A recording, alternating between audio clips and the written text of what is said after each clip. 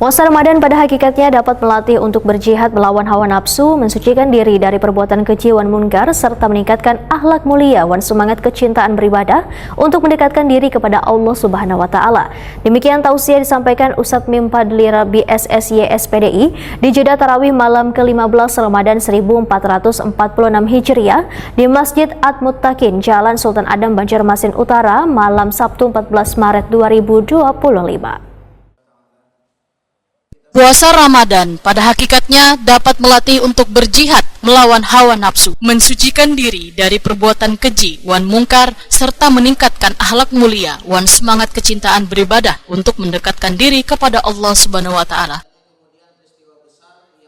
Sebagai umat nang beriman tentunya berusaha wan berupaya menjalani sisa Ramadan nang sudah memasuki ke-10 kedua pada bulan Ramadan untuk lebih memaksimalkan amal saleh pada Allah Subhanahu wa Ta'ala.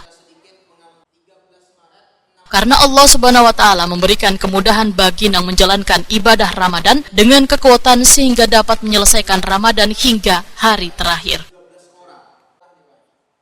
Kada seberatan umat Islam mendapatkannya hanya pada mereka yang konsisten dalam beribadah.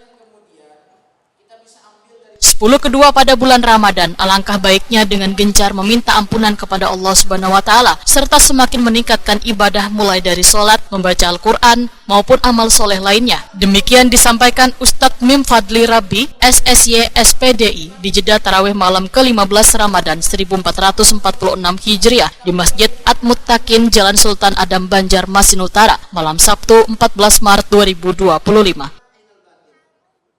Mudah-mudahan menambah kebaikan, mudah-mudahan menjadi penggugur dosa kita di hadapan Allah Subhanahu wa Ta'ala. Dan kita berusaha dan berupaya menjalani sisa setengah bulan daripada bulan Ramadan ini, kita maksimalkan, kita tambah kembali dan kita perkuat kembali amal soleh kita. Mudah-mudahan benar-benar kita mengakhiri Ramadan nanti dengan kebaikan-kebaikan, dengan ganjaran ampunan dosa kepada Allah Subhanahu wa Ta'ala.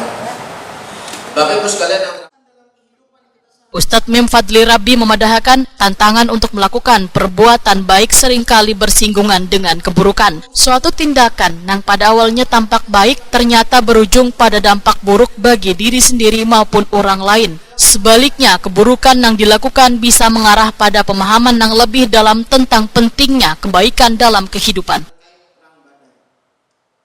Meskipun menjadi orang baik adalah tujuan yang mulia, namun setiap perjalanan mencapai kebaikan kada selalu mudah karena ada tantangan yang mendapat ujian dari Allah Subhanahu wa Ta'ala. Jadi orang yang baik pasti tantangannya keburukan, karena Allah abadikan. Setiap yang makhluk akan berhadapan dengan yang batil.